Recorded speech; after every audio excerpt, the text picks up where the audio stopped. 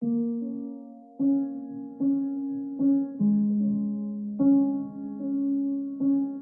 don't know if you've ever had one of those like before and after, line in the sand, everything changes kind of moments. But I had a moment about 3.5 years ago. I was 36. I had 2 sons. One was a baby who was not, sleeping wasn't really his good thing that he did. He was very cute, but he was not a sleeper. I was trying to get a book finished. It had recipes as a part of it, and I was just testing recipes all the time. And I loved all these pieces of my life, but increasingly I felt further and further from myself, from God, from my family, from kind of the way I thought life was supposed to feel. Things felt fast and they felt heavy, and I felt pressure in every moment. And I could feel this building in little ways. And then there was a moment, it was October, and I was at an event in Dallas, and I felt so wrung out and so exhausted. And in between speaking sessions where I would normally talk with people or go outside, I went back to my hotel room and I laid on the bed, fully clothed, shoes on, and I looked up at the ceiling and I said to myself, this way of living is over. My spiritual life had become more pressure than respite. My relationships were distant because I never had enough to give. My physical health was failing. I slept poorly, I ate poorly, and it showed in every area of my life. And things felt heavier and more fractured than I wanted them to feel. And I just sat there in the silence. I had no idea how to disappoint people that expected things from me. But I knew in a deep way in that moment that no matter what it cost me, I was going to find a new way of living. A way of living that was not marked by pushing and proving and earning and competing. That wasn't marked by exhaustion and isolation. I wanted to live a life drenched in love and soaked in grace and full of meaning and connection. And my life didn't look anything like that at the time. And so in that moment, even though I didn't have any idea what the next steps would be, I said, this is it. This is my before and after. I'm not going to live this way even one more day.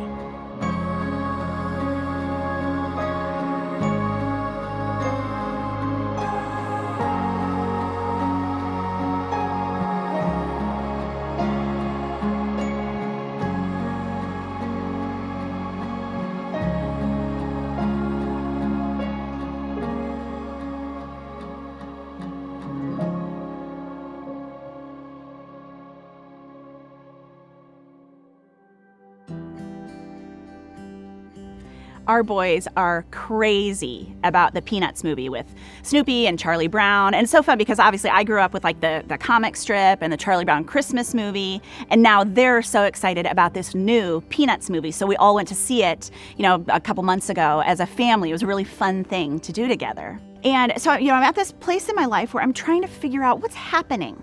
How did I get to this place where things feel so fragmented and so off, so different from the way I wanted them to feel, from the life I thought I was building? So I'm thinking about the Peanuts movie, and I'm thinking about, there's one little guy named Pigpen. And even when he's standing perfectly still, do you remember this? There's like this swirl of dirt around him. That's just like how he is. Like he lives surrounded by like this swirl of dirt and dust, okay? And so I realized like that was me. And I'm thinking like, how odd that I've got all this chaos circling around me. Everywhere I go, it's still there. And for a while, I thought it was just like a funny coincidence. Like, this has just been like a little stretch of time that's pretty busy. I guess this just happened to me. Or, things are always so full and complicated and chaotic in my life. Isn't that strange? And I feel like it's sort of like when you meet a girl and she's like, I don't know why, but drama just always finds me. Like it's totally not me. It's just like I happen to find myself in the center of all this drama. And then you watch her like steal someone's boyfriend and trash another friend. And you're like, really? Like I feel like maybe the common denominator for this drama, like it might be you. And so for a while I was just, like, oh, I don't know how this is happening. I'm always too busy, always. So weird. And my life always feels overly complicated and chaotic and kind of jammed full of too many things. Like there's not even space to breathe or rest. How odd, right? That this keeps happening to me. And at a certain point, I had to say to myself, I think you're making this. I think you're the one, like the common denominator in all these dynamics, right? It's me. I was keeping myself too busy, and I was filling my life too full. I was playing too many roles. I was pushing too hard, and the only person responsible was me. And in some ways, that's kind of a hard thing when you're like, oh no, I did this, right?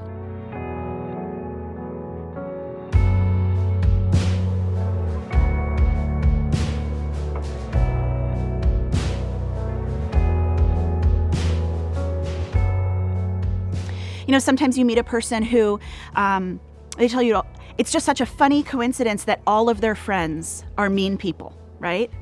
There's broken relationships everywhere through their life with their family of origin, with their kids' teachers, with their neighbors. It's just like a lot of mean people, right? You start to think her little pig pen thing might be her inability to relate to people, right? So she thinks she's doing it to someone else. Or, you know, we all know people who every church they go to is a bad church. Maybe, and there are some bad churches, but maybe that's their kind of pig pen. That's the swirling dirt that they bring into every situation. So it was really meaningful for me to kind of sit down and say, what is it that I've been dragging through my life into every situation through all these years? And for me, it really comes down to essentially two things.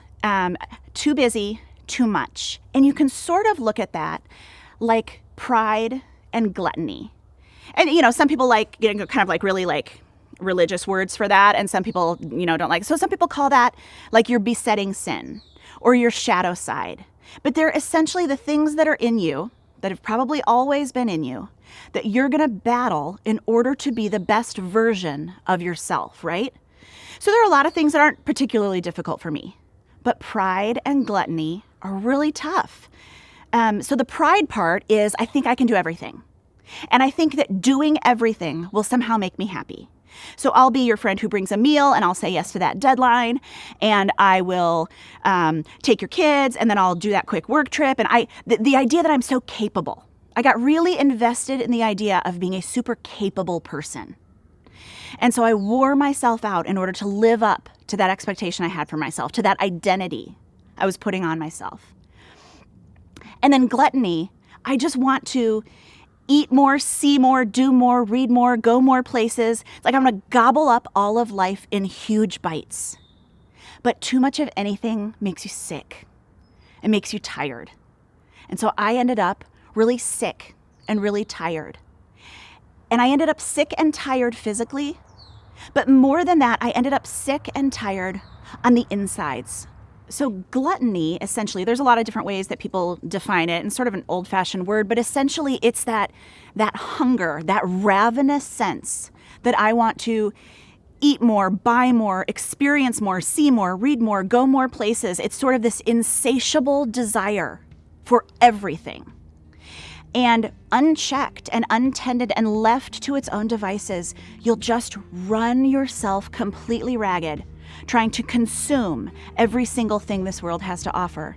And I found myself just stuffed with experiences, with food, with things, with stamps on my passport, all good things, but too much of everything. And the volume and chaos of my life, because of the choices that I had made, became so high that I couldn't feel or connect with my own soul.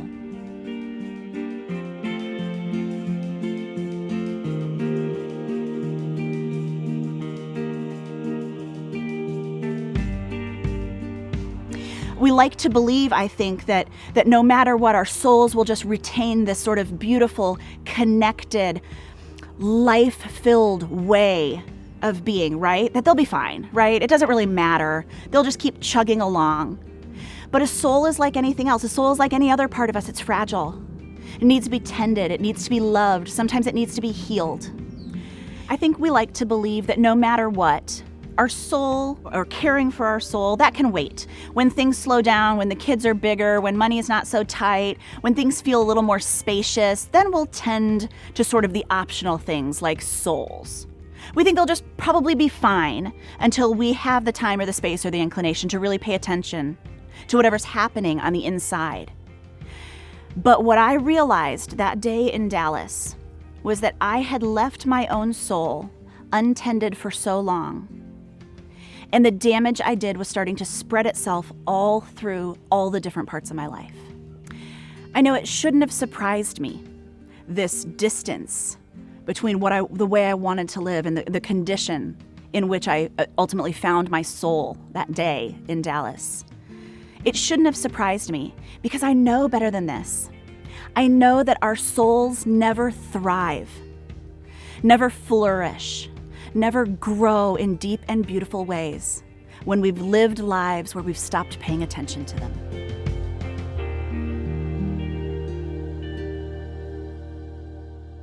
One thing I found was that for many of us, rather than face what we've done to our own lives, rather than kind of dig down deep and be really honest about what's causing us to make these choices, many of us just prefer to keep moving. And that's what I did. I just kept moving. I let activity and responsibility and hustling kind of anesthetize me, keep me safe, keep me from having to face the things that I needed to face on the inside of my life. And so some of us choose busyness. Some people choose overworking. Some people choose working out obsessively, or shopping obsessively, or drugs, or alcohol, or illicit sex, or gambling, or risky behaviors, or whatever. There are so many things that we can use to kind of anesthetize ourselves, to build a buffer between the searing pain on the inside of our lives and the thing that people see on the outside. A lot of times that distance is created by the buffer that we use. What I chose was hustling, was just being so busy that I could outrun my feelings. I could outrun my fear. If I moved fast enough, it felt like I was running on thin ice, like a cartoon, and right behind me, the ice was cracking. But if I just stayed ahead of it, I would never fall under the water.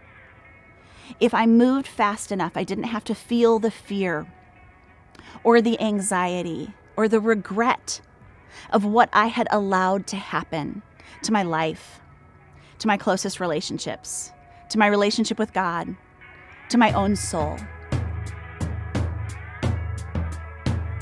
We all have those things, right? Those things that we grab onto in order to keep us from facing the truth about our lives. And I feel like I became someone who was known for moving fast all the time, for being incredibly capable, for hitting deadlines and multitasking. I was extremely efficient. Efficiency and responsibility were these very valuable words to me. Because somewhere I developed the idea, or I believed the myth, that if you do enough, you will be enough. That if you do more, you'll be more. That if you hustle and prove and earn and win, you'll get something, you'll get somewhere.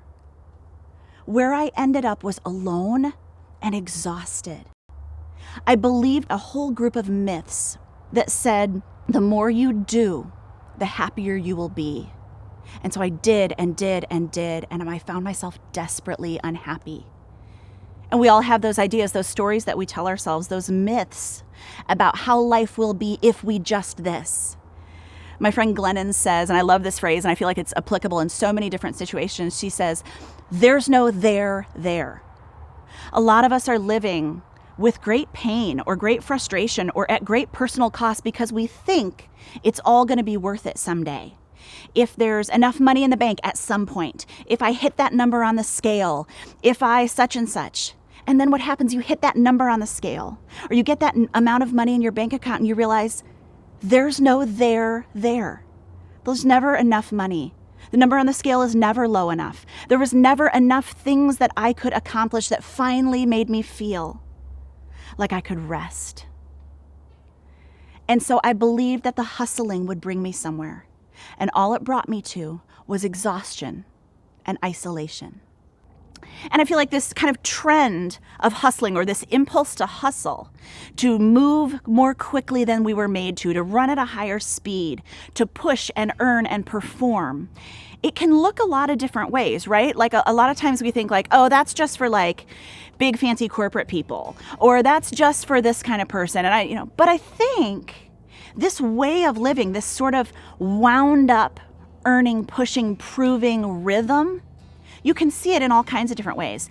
I have a friend who is a stay-at-home mom, has 3 little kids at home, and she's hustling from morning till night, believing that if her home and her kids are perfect, she'll finally be safe and happy.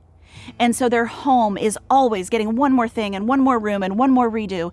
And the kids are always going to one more thing and one more class. And you get the idea that this is all a very elaborate, very difficult way of proving something important. So she may not have a big fancy job or a corner office or a set of employees or a boss or whatever, but just the same, she's hustling. She's hustling for her worth because she doesn't believe that she's measuring up without it. I think it's really tricky. So many of my friends, obviously myself included, are in that kind of freelance space. And it's so tempting to just take one more job and one more job and one more writing assignment or one more weekend away. And because the more you do, there's that myth that the more you do, the more you are, that if you do more, you will be more. And there's a kind of pervasive mentality that says you want to strike while the iron's hot, that if I get a job, I can't say no, that if someone's offering me work, I have to take it. But that mentality then leads us to lives where we can never rest, where we can never stop, when we can never say, there, I've done enough. I realized at a certain point, I was talking to my husband about it, that all I wanted was, like a voice from heaven to say to me, you're allowed to stop. You've done enough. You've cleaned enough. You've written enough. You've whatever enough. You're allowed to stop. I think for some people, it's not even as much about like the achieving side of hustling as much as it is about kind of the need meeting, especially for women. There's that idea that a good woman or a good Christian woman is everything to everyone. So you're like the number one emergency call person for like 100 different people. You're helping her and helping him and bailing him out and making things easier for her and bringing a meal to him and letting them stay with you for 2 months. And you just have this, if I give enough pieces of myself away, I'll get to where I want to be. One of the more kind of challenging aspects that I realized as I was walking my way through this journey was that essentially life as a Christian is about giving. It's about loving, it's about serving, sacrificing, pouring yourself out on behalf of other people. I was raised to do that. I believed in that. I still believe in that. But I also knew that I wasn't just giving, I was overgiving. I wasn't just loving, I was loving to the point where I didn't have anything else to give. I wasn't just pouring out, I was pouring so much more out than I could continue to do in a healthy way. And so I didn't know still the way to get from here to there. But I realized that this journey would have to be even deeper, even more difficult, that it would be less about time management and less about learning new skills and more actually about a whole remodeling of my faith and of my soul. The problem, the design flaw with all of this, whatever way of hustling might pertain to your life or your habits, is they all kind of have a, if I do this, then I'll get this. But there's no there. It's a faulty mechanism all the way through.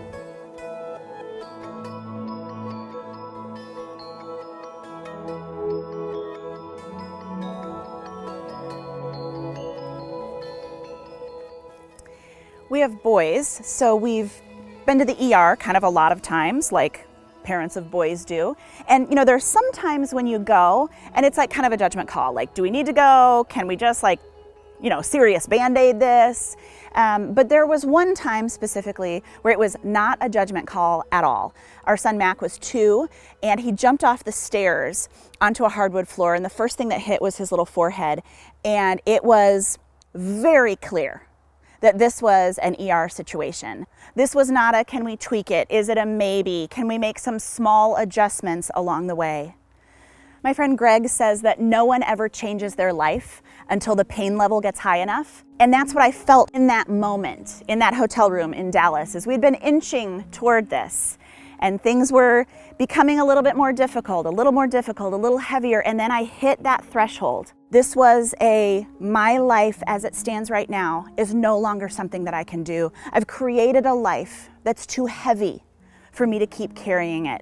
And the pain level was high enough that I was willing to change everything, no matter how long it took, no matter how much it cost me, no matter how difficult it was. And I got an email, I don't know if you do this, but I got an email from a mentor of mine, a friend who I just love. So we live in Chicago, she lives in San Francisco, and she was inviting me to go to this class in San Francisco. So I'd stay with her for a week.